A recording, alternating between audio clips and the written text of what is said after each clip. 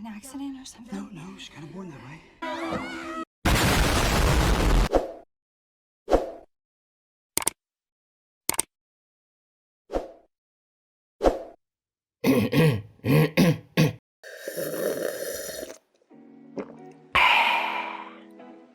Halo, apa kabar? Masih sering ngelubangin sabun?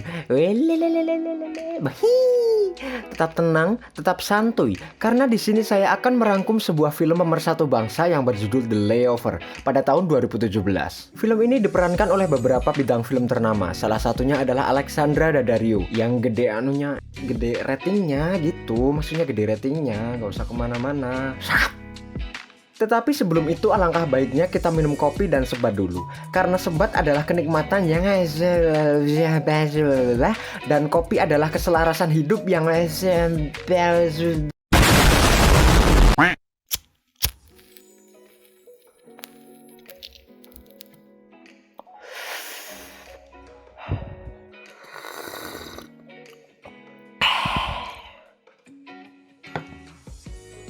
Pada awal film kita diperlihatkan Kate yang diperankan oleh Alexandra Daddario. Dia adalah seorang guru SMA yang selalu tidak didengarkan oleh anak muridnya. Perlu kita ketahui, Kate mempunyai sifat yang tidak mudah marah dan selalu tampil gembira. Kemudian Kate menegur salah satu murid yang asyik membaca komik Naruto melawan Sasuke dan menyuruhnya untuk bercerita tentang apa yang dibacanya. Akan tetapi, hal itu dilihat oleh kepala sekolah dan menilai Kate tidak bisa mengajar dengan baik. Sebab itu, Kate diliburkan dari tugasnya menjadi seorang guru. Scene berpindah pada Meg yang diperankan oleh Kate Upton. Dia adalah sales produk kecantikan yang sedang menawarkan produknya pada sebuah perusahaan.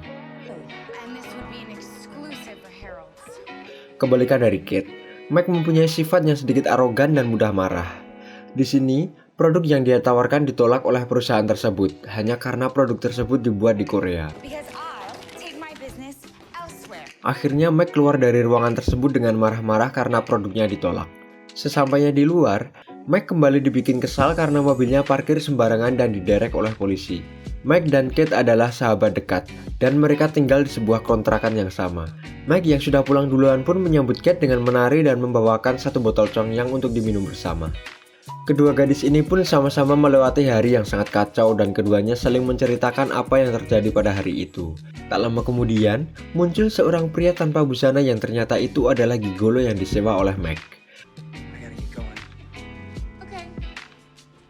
Mereka baru saja melakukan pergesekan nikmat untuk menghibur diri Meg yang merasa sangat kacau pada hari itu. Scene berpindah pada saat malam hari.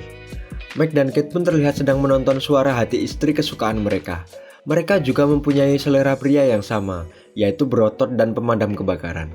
Tak lama setelah itu, Kate pun beranjak tidur dan menyisakan Meg yang masih lanjut menonton TV. Kemudian scene berpindah di kamar Kate. Di sana, Meg membangunkan Kate pukul 4:15 pagi. Kate yang baru saja bangun tidur pun dikagetkan oleh Meg yang sudah memesan tiket pesawat untuk berlibur. Sesampainya di bandara, terlihat antrian yang sangat panjang. Tentu hal itu akan membuat mereka terlambat. Tapi di sini bakat Meg digunakan, yaitu meraih salah satu petugas yang ada di sana untuk membuka antrian baru dengan mengeluarkan pakaian dalamnya dari koper. Pada awalnya, petugas tersebut menolaknya. Akan tetapi, mungkin karena melihat semongko milik Meg yang segede bola basket, akhirnya petugas itu membuka antrian baru dan mereka pun segera masuk ke pesawat. Sesampainya di pesawat, Kate langsung menutup jendela yang ada di sampingnya, dan ternyata Kate fobia terhadap ketinggian. Setelah itu ada orang pria berbadan tegap. Orang ini bernama Ryan. Ternyata orang tersebut akan duduk di antara Kate dan Meg. Saat menaruh tas di atas, Meg sudah mulai sange karena melihat postur dan perut Ryan.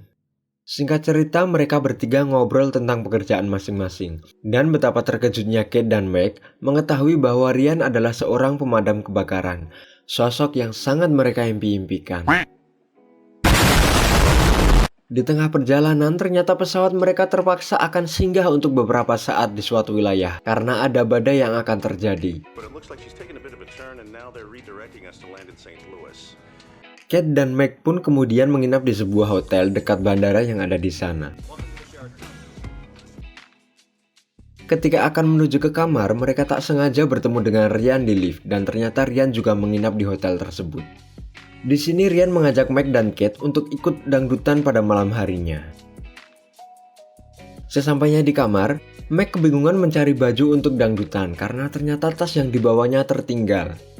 Singkat cerita, waktu dangdutan pun tiba. Kate dan Ryan dikagetkan dengan Meg yang memakai pakaian seperti di film Krishna. Setelah itu, mereka berjoget asoy, menikmati tabuhan ketipung Cak Mamat. Tarik ses, semongko. Kini tinggal aku. Karena Meg terlalu overpower saat joget asoy, tanpa sengaja baju yang dia pakai melorot dan sebelah semongkonya pun menyembul keluar. Beruntung, di sini ada pria yang sigap menutupinya dengan menggunakan topi. Setelah dangdutan selesai, mereka pun kembali ke kamar. Keesokan paginya, mereka akan jalan-jalan dan menaiki balon udara. Kate yang takut ketinggian pun dengan terpaksa ikut karena tak mau menyia-nyiakan kesempatan untuk merebut hati Ryan. Mereka bertiga pun dikagetkan karena ternyata operator balon udara tersebut sebelah matanya tidak bisa melihat. Ketika balon udara mulai naik tinggi, benar saja, Kate sangat panik karena fobia ketinggian dan meminta operator untuk menurunkannya sekarang. Tetapi hal itu tidak mungkin dilakukan karena harus mengikuti arah angin. Pada saat yang bersamaan, Meg membuka satu botol Chongyang yang ia beli pada operator tersebut.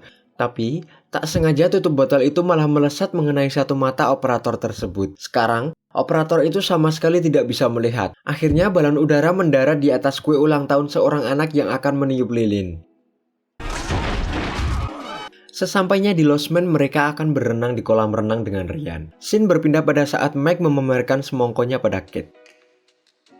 Karena Kate merasa pakaian yang dipakainya kurang bohai, Kate pun merombak pakaiannya dengan gunting. Dan setibanya di kolam renang, Ryan pun terpukau melihat Kate yang bohai dengan semongko yang berjejer segede bola basket.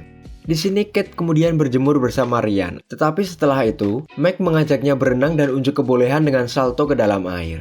Ketika giliran Meg akan salto, mamam. Setelah itu Kate dan Meg pergi minum di bar dan tak sengaja melihat Ryan yang akan pergi menyewa travel untuk menghadiri pernikahan, dan mereka pun ikut nebeng bersama Ryan. Di tengah perjalanan, mobil mereka berhenti di pom untuk mengisi bensin. Kate yang kebelet pipis pun terpaksa harus ke toilet yang sangat kotor dan menjijikan di sana. Di sini, persahabatan Meg dan Kate mulai pecah. Meg mengunci pintu toilet dari luar supaya Kate tidak bisa ikut bersama mereka. Kemudian Kate berusaha keluar lewat jendela, tetapi sialnya kakinya terpeleset ke dalam kloset dan terjatuh. Di sisi lain, Ryan yang baru saja telepon dengan seseorang dikagetkan dengan Kate yang terjatuh keluar dari jendela. Dengan perasaan yang sangat marah, Kate pun menyiram tubuhnya dengan air untuk bersih-bersih. Setelah itu, mereka pun melanjutkan perjalanan. Tak menyia-nyiakan kesempatan, Kate berpura-pura lehernya sakit dan ingin dipijat oleh Ryan. Mengetahui hal tersebut, Meg dengan sengaja menaruh obat tidur di botol Chongyang yang ia bawa dan ditawarkan kepada Kate, berharap dia akan meminumnya. Ternyata di sini Kate menolaknya, dan tiba-tiba sopir travel tersebut merebut dan meminumnya. Akhirnya, karena ngantuk, mobil mereka menabrak rambu-rambu jalan. Dan pada akhirnya mereka memutuskan untuk menginap sementara di losmen terdekat. Tak seperti biasanya, Kate dan Meg menginap dengan kamar yang berbeda karena perpecahan antara mereka berdua. Scene berpindah pada Meg yang sedang berada di bar ditemani oleh akang sopir. Di sisi lain, terlihat Kate yang sedang mengambil sebuah minuman kaleng. Dan di sana tiba-tiba Ryan muncul kemudian memegang semongkok Kate. Mau dilewatin kok enak, nggak dilewatin kok mubazir. Kapan lagi coba bisa megang semongkok segede itu? Sat! Dan inilah adegan yang kalian tunggu-tunggu dari tadi. Kemudian mereka melakukan pergesekan mantap di dalam kamar. Pagi harinya, Kate yang merasa memenangkan ini semua bilang kepada Meg bahwa semalam dia telah melakukan pergesekan mantap bersama Ryan. Dan ternyata, Meg pun melakukan hal yang sama. Tiba-tiba akang sopir menghampiri mereka dan memberitahu bahwa Ryan pergi dengan membawa mobilnya. Hal tersebut membuat mereka bertengkar hebat dan mengacaukan seisi Alfamart. Ternyata, Ryan yang pergi itu akan menghadiri pernikahannya sendiri. Diketahui dari akang sopir yang ditinggali pesan oleh Ryan. Merasa ditipu, Meg dan Kate pun akur kembali dan segera berangkat untuk menghancurkan pesta pernikahan Ryan. Setelah mengetahui di mana pernikahannya dilangsungkan, Kate dan Meg segera mencari pengantin wanitanya dan membongkar semua kejadian pergesekan mantap yang dilakukan oleh Kate dan Meg bersama Ryan. Seketika wanita itu menangis dan memasuki ruangan pengantin dan ternyata Meg dan Kate salah sasaran.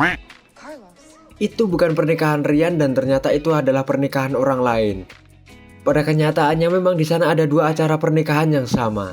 Kemudian Kate dan Meg mencari pernikahan Ryan. Setelah menemukannya, mereka langsung bertemu dengan Ryan dengan marah-marah. Tetapi di sini Ryan bilang bahwa dia tidak berbohong karena Kate dan Meg tidak pernah menanyakan pernikahan siapa yang akan dihadiri oleh Ryan.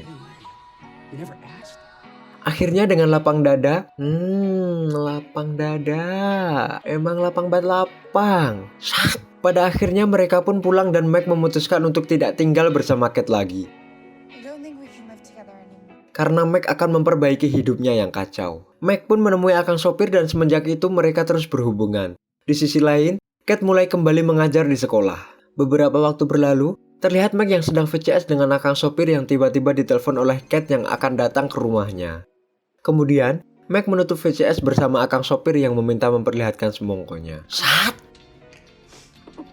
Scenes berpindah memperlihatkan Kate dan Meg yang kembali duduk berdua menonton Suara Hati Istri kesukaan mereka dan film pun berakhir. A reminder to take a little bit better care of yourself. You're worth it. You can have this feeling.